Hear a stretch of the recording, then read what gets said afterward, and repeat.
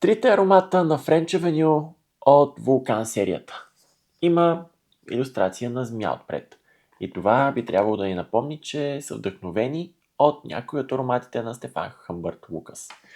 Днешният дълъг епизод на Парфюмен ще бъде посветен именно на това. На тези три аромата от French Avenue, арабски творения, всяко с различен вайб, всяко с различна насоченост и разбира се с доста различен аромат.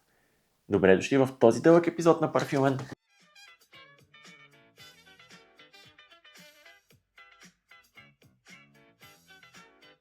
Първият ще е този, синият Vulcan Few от French Avenue. Има и рима в името, но да видим какво ще получим първо като презентация, бутилка, а след това ще разгледаме и самия аромат. Синя бутилка, специфичен нюанс, цвят, разновидност на синьо-зелено-тюркуазеното, змията отпред, змията и тук като форма под капачката. Всичко това ни напомня на God of Fire като цвят и на SHL като вдъхновение. Хайде да видим и ароматът. Разбира се, манго има вътре, както и в God of Fire. Ароматът тук в Vulcan Few, мангото е доста сочно, напълно озряло. Да, и доста реалистично като аромат. Сега, определено това си го представям като аромат за по-топлото време. За лятото, а защо не и за пролетта. Перфектен избор за освежаване. Има манго, което избухваше в различни парфюми преди месеци, няколко месеца. Може би ще е търсена и популярна парфюмна нотка и през идното лято. Парфюмът, като съм го носил като трайност, изкарва почти целия работен ден или малко по-малко, около 6 часа. Точно такъв тропически, екзотичен, сладък, плодов вайб, като крем, като някакво душ гел или пък когато приятелката ви се намаже с такъв лосьон за тяло с плодове и манго. По някакъв такъв начин може да си представите уханието на този аромат от French Avenue. Този аромат, Vulcan Few. С кой от двата да продължа сега обаче?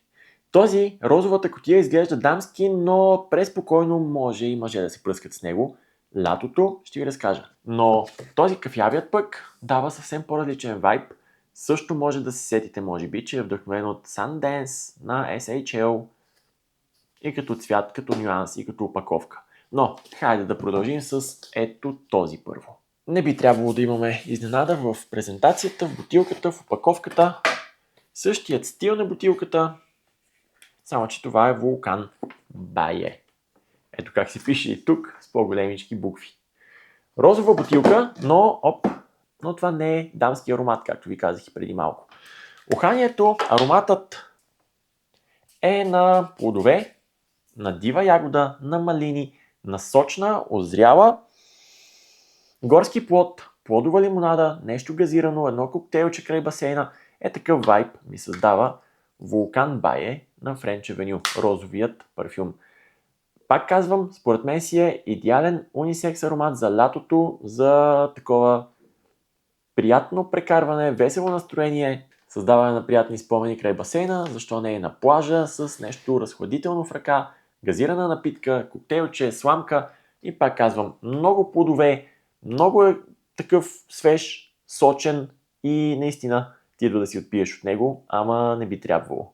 Не си пиете парфюмите, колкото и апетитно да изглеждат и да се усещат като аромат. Предполагам се досещате на кой SHL е клонинг Vulcan Baie.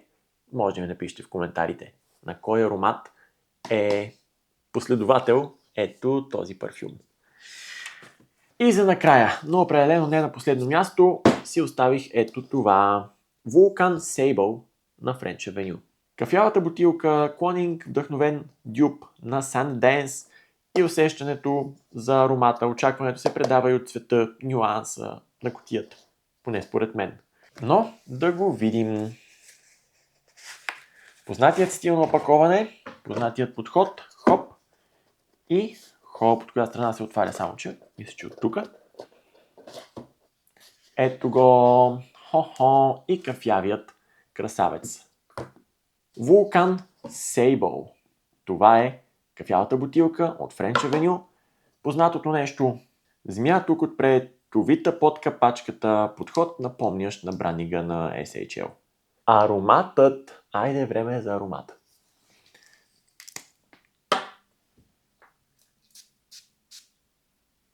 Усеща се още докато го пръсках какао. Много реалистично като шоколадова гореща напитка, уютна, топла, обгръщаща, но не е само кафе напитката. Уверен парфюм, според мен е по-скоро мъжкарски, но мога да си представя някои дами да се пръскат с Vulcan Sable. Шоколад, горещ шоколад, какао и опияняваща напитка, която да ни помогне да прекараме по-топло, уютно и комфортно студените дни край камината с близките си, например, или пък по какъвто начин ни кефи. Ами, това бяха трите аромата от French Avenue от Vulcan серията. Vulcan Sable, Vulcan Fuel и розовият Vulcan Baye. Ако си ги пробвал и трите, или пък някой от тях, ако имаш мнение за тях, давай го в коментарите, ще се радвам да го видя. Може да ме последваш дългите епизоди на Парфюмен, горе-долу веднъж седмично, а всеки ден ново парфюмно видео, тук, в TikTok и в Instagram. Еми, това е. Готини 3 парфюма, според мен и трите си заслужава да си ги вземеш.